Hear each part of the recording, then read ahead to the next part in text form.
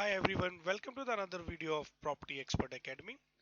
And today we are going to look into the next point of 5 useful tips to invest in property investment in 2020. If you have missed our previous videos, you can still watch them again. You will find them on our channel so that you remain in the line of the previous videos what we recorded. And this is in the sequence of the last one. What you missed, we'll probably also go into the recap. And while I'm just starting, could you please also hit the subscribe button, subscribe to our channel so you don't miss our future videos. uh, so let me begin.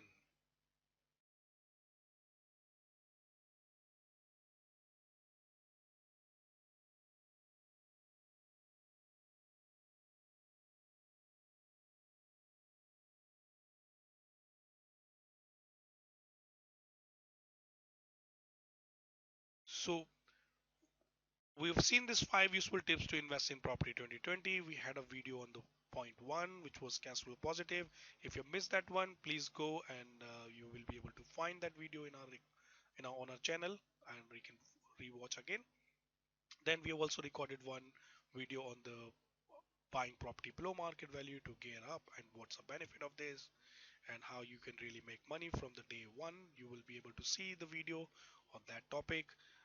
You may have seen also the video on the finding the right sweet spot, the location. If not, then you can always see that again. And then last time we looked at various scenarios on investing in property. So today we are going to look at it. I think this was the scenario that you've seen. In scenario one, we were buying cash. Scenario two, we were buying with mortgage. And in the scenario three, we'll be going through which we looked at it, how we managed to multiply our profit by 400% by just leveraging it well with bank's money and buying below market value, and then again re-getting further. So today what we are going to discuss here is number one, like so if you've seen in previous scenario, if you are not borrowing enough, which means you are leaving money on the table, which means you are sitting on the money and not able to utilize your property portfolio to the maximum possible. So do borrow the money. I think the depends on your circumstances. See what best you can go up to. You can also do your projection for your cash flow, inflow and outflow. Work out like what are the income coming for the next uh, maybe 1 year, then 3 years and 5 years. And you might probably find some more videos we will be recording on where we'll show like how to do your cash flow analysis or prediction. But then for now, at least you will be able to make something for yourself, like what type of income that comes to you, what type of uh, like what type of expenditures that you're expecting going forward.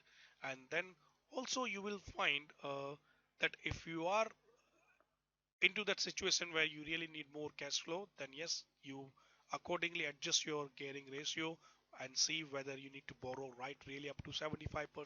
But 75% is very much comfortable. But now other thing that you need to also see, since we are showing here 2.5% interest rate, do not base your portfolio based on that. Imagine if the bank rate of interest goes up, then you may get hit if you are projecting based on 2.5%. So always take a conservative approach. I would suggest take something between 5 to 6% on a safer side, so that you're not suffering if the bank rate of interest goes up due to some reason. Although in the current situation, I don't really believe that's going to be the case. But since this video depends, you may be watching in few years later, then scenario will be completely different. So I would suggest see the situation wherever, which part of the world you are in, what circumstances you have, work out your best stress testing percentage, and based on that best percentage, not what bank is offering you. It's not based on 2.5, but what banks gives you. Um, you work out based on that percentage, not based on that percentage, but based on the highest or the conservative approach that you can use, and then make your cash projection based on that. Yeah.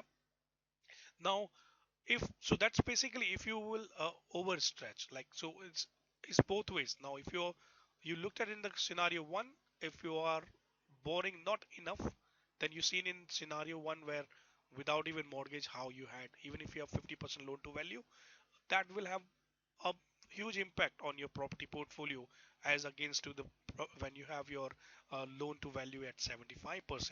So even like if you see yourself, like from 50 to 75 means almost 50% of that you are able to gear up immediately.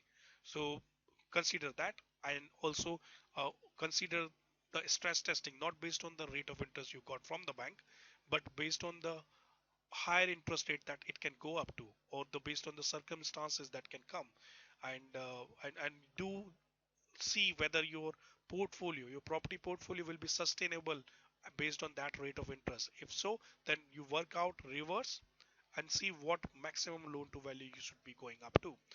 Normally, of course, this is not that straightforward thing as well, but then we do provide like a mentoring one-to-one sessions where you can really go and I mean, you can book a call with our office.